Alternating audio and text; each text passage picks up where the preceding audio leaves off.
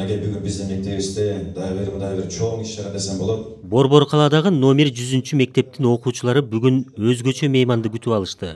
Окуу жайдын салтанат өтчү залында манас айтылып, Асан Жакшылыктын ырлары окулду. Аз да болгондор шүгүр, өз тактын элге арнап койгондор.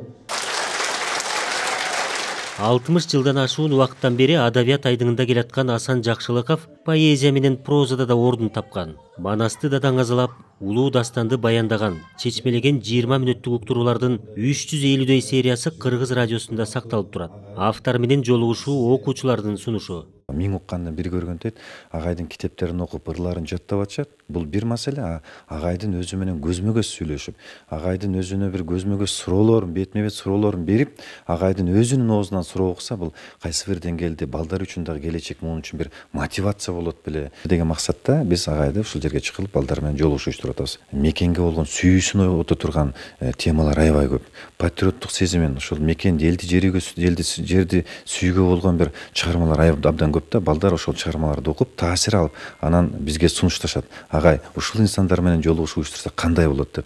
Асан Жакшылыковго жакында эле президенттин жарлыгы менен 3-чү даражадагы Манас ордени ыйгарылган. Бул анын сыйлык алгандан берки жаштар менен алгачкы жолугушуусу экен. Алтын доорго арзуу деп аталган кечеде окуучуларга акыл насаатын айтып, билимге умтулууга, талыкпай эмгектенүүгө үндөдү.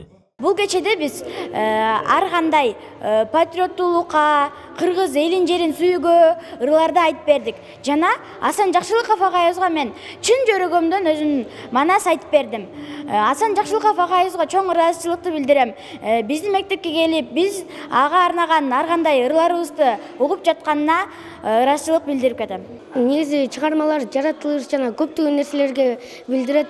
Эми буюрса жаңы чыгармасы чыгарылат деп атат. Ошону дагы буюрса окуйм. Терең ой жүгүртөт экен. Ошол оюн элге жеткирүү үчүн болгон аракетин жасайт экен. Мен ошону түшүнө алдым. Жана бизге берген насааттары бул кыргыз элибиздин келечекке болгон максаттары. Силер мен агайыбыз өзүнүн колунан келген нерсе силердин да колуңардан келет деген мааниде бизге өзүнүн акыл насааттарын айтып кетти. Асан Жакшылыковдун чыгармачылыгы мектептеги адабият сабагынын программасында камтылган эмес. Бирок окуучулар автордун ыр-саптарын, жыйнактарын өзлөрү издеп таап окуган. Келечек ээлеринин бул кадамы жазуучуну кубандырды. Менин поэзиям өзү татаалыраак поэзия. Мындайча айтканда ойлонуп окуш керек да.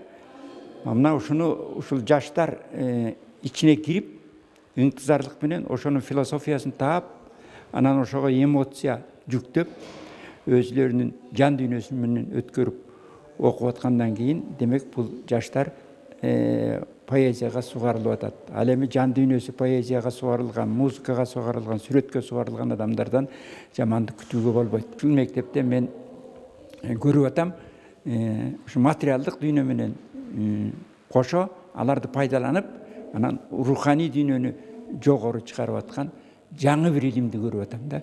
Акын жазуучунун калемине Бейпил көктөм, Белес, Бакмал төр, Ыклас жана башка ыр жыйнактары, Көкөй кести, Достун огу сыяктуу драмалык поэмалары таандык. Чыгармалары чет тилдерине которулуп, өзү да дүйнөлүк адабияттын өкүлдөрүнүн эмгектерин кыргызчалаган. Калугул Асанбаев, Руслан Сабатаров, Ала Тоо 24.